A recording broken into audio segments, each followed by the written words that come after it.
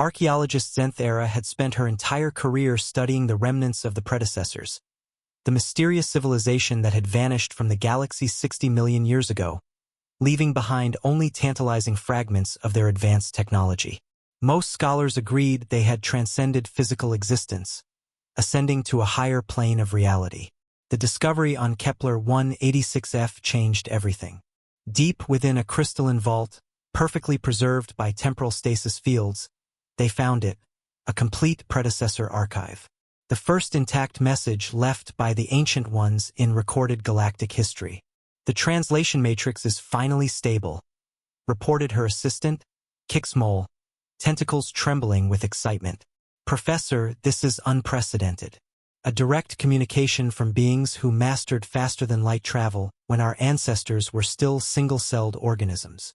The holographic display flickered to life, revealing text in the elegant geometric script of the predecessors. As the translation algorithms processed the ancient language, Zenthera expected profound wisdom about the nature of existence, the secrets of the universe, or perhaps instructions for achieving their legendary technological mastery. Instead, the first line made her six hearts skip a beat. Warning. Avoid Sol system at all costs. That's unusual, muttered Kixmole. Sol system? Isn't that where the humans originated? The message continued, and with each translated line, the archaeological team grew more disturbed. To our successors who find this record, we, the last surviving members of the predecessor civilization, leave this warning as our final act before abandoning physical reality. We have explored 97% of this galaxy. We have cataloged every star system, every planet, every form of life.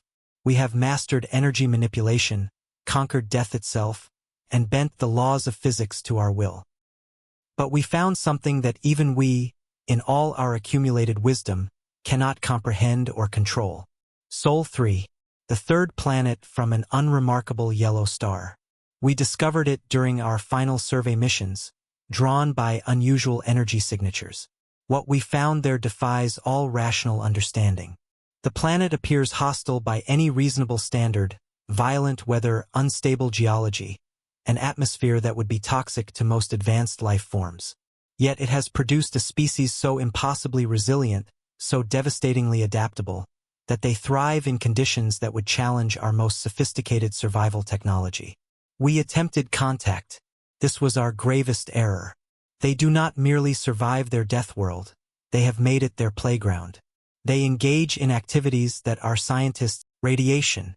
When we revealed ourselves, expecting awe or fear, they instead invited us to join their recreational activities.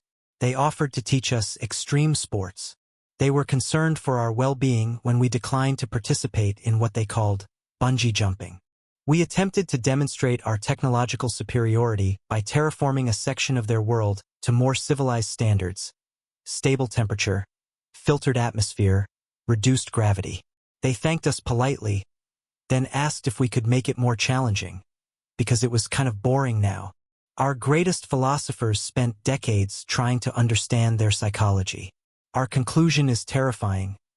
They have evolved beyond the concept of fear, not through technological augmentation or spiritual transcendence, but through pure biological adaptation to an environment so hostile that it has made them immune to the very notion of danger.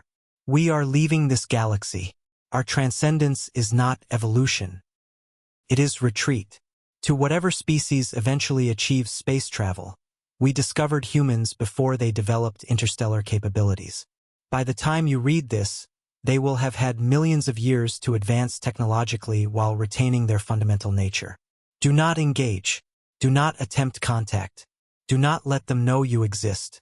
They are the apex predators of reality itself, and they think suffering is entertainment. This is our final transmission. We go now to dimensions where the humans cannot follow. May whatever gods you worship have mercy on your souls. The archaeological team sat in stunned silence as the message ended. 60 million years ago, beings who had mastered the galaxy itself had fled in terror from a species that wouldn't even develop agriculture for another 59 million years.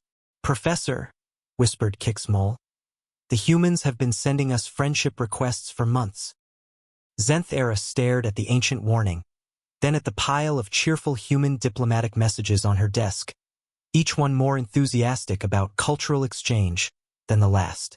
"Delete this archive," she said quietly. "All of it." "But Professor, this is the greatest archaeological discovery in galactic history." "Delete it, and send a message to the Galactic Council. Tell them we're not ready for contact with humanity. We may never be ready." Outside her research station, space remained blissfully